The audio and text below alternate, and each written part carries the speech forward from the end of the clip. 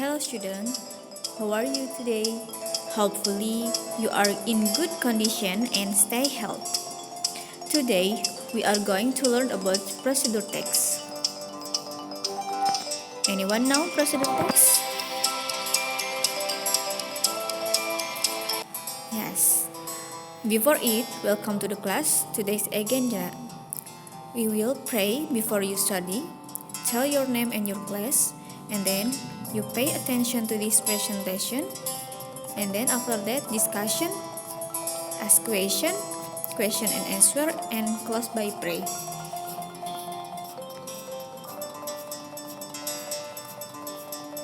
Class objective and rule. Jadi tujuan dari pembelajaran ini adalah student are able to identify the structure of procedure text, mention the function, and make a one procedure text. Jadi setelah ini kalian bisa mengidentifikasi dari struktur prosedur teks, kemudian menyebutkan fungsinya dan membuat sendiri prosedur teks.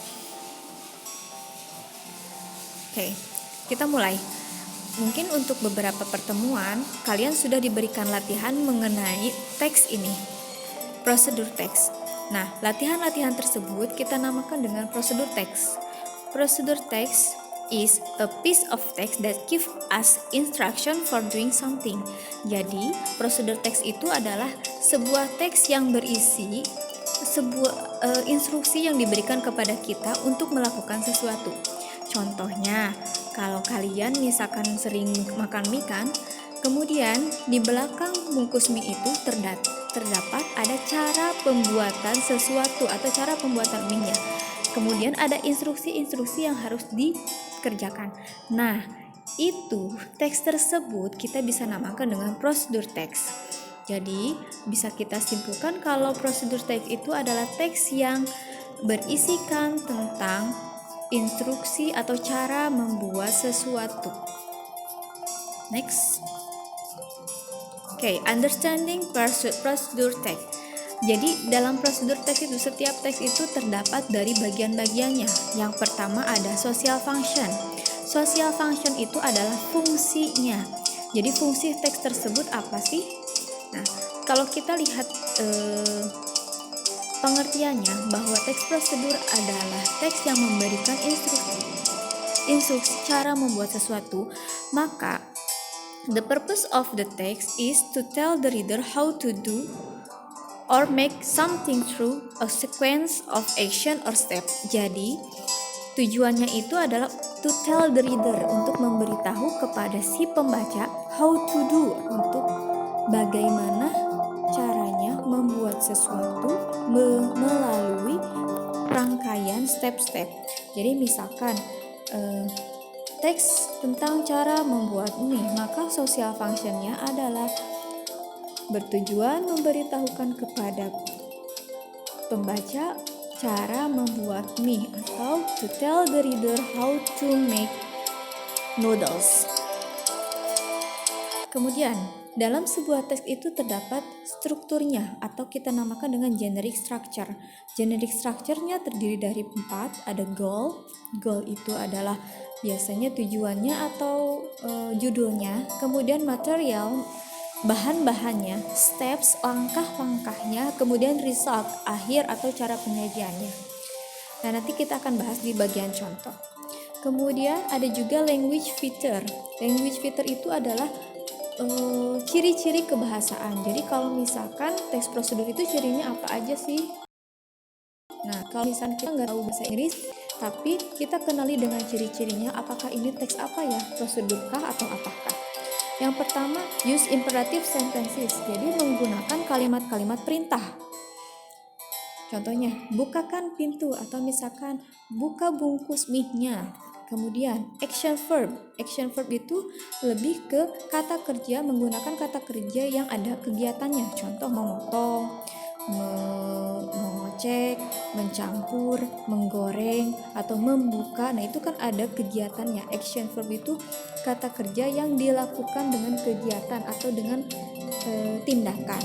Kemudian connective atau conjunction.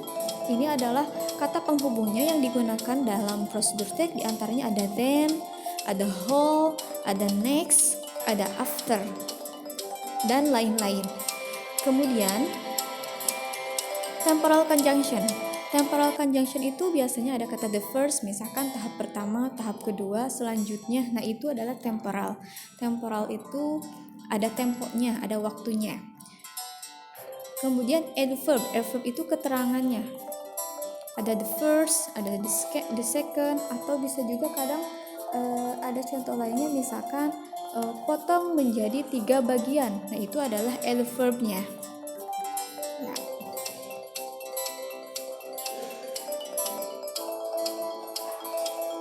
Oke, kita lihat contohnya. Kalian udah pernah lihat kan contoh ini, udah ditulis. Silakan sambil dibuka bukunya sambil kalian melihat video ini. Look at the example. Ini adalah how to make hamburger.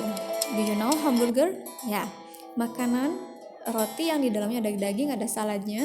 Itu biasanya western food ya, atau makanan luar negeri. Di sini ada how to make hamburger. Nah, bagian mana sih yang goalnya, the aim goal? Nah, well, hamburger are very simple. I'm going to tell you how to make them. Nah, biasanya ada bridgingnya dulu, ada kalimat pembukanya dulu. Baiklah, saya akan memberitahukan bagaimana caranya untuk membuat hamburger. The aim of a goal procedure. Kemudian material ini bahan-bahan yang kita butuhkan. First, ada apa aja nih bahannya? Ada beef, ada salt, ada pepper, kemudian paprika. Di paragraf kedua ya, a teaspoon of mustard and egg. Nah, itu adalah bahan-bahannya, materialnya. Kemudian dari paragraf ketiga sampai akhir itu merupakan sequence of step in the order they need to be done. Jadi adalah kalau yang di paragraf terakhir adalah step-stepnya. Kita lihat ada first, ada now. Nah, itu yang dihitamkan adalah contoh dari conjunctionnya.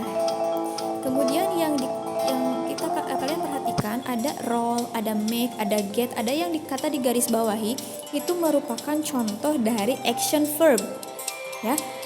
Nah, kemudian the word imperative, mana imperatifnya? Mix a pot of minced beef with salt. Nah, itu kalimat yang garis miring, itu contoh dari kalimat imperatif. Paham ya? Jadi kita ulangi lagi strukturnya, ada goalnya, kemudian ada materialnya itu di paragraf kedua, dan paragraf ketiga adalah cara pembuatannya. Nah, kalau tidak bisa diparagrafkan, bisa juga kita lihat pakai dengan bagan-bagan, atau misalkan dengan nomor 1, cara 1, cara 2, cara 3, itu dengan step-stepnya dengan menggunakan angka penulisannya. Kemudian ciri-ciri kebahasaannya, kata yang ditebalkan warna hitam itu adalah conjunctionnya, temporal conjunction. Kemudian kata yang garis miring itu adalah imperative sentence, contoh imperatif. Dan kata yang digaris bawahi adalah contoh dari action verb, atau di sini disebutnya word belong to material process. Nah, udah jelas ya? Saya kira ini sangat mudah, soalnya teks ini tuh sering kalian ketahui, tapi kalian mungkin belum tahu apa itu namanya.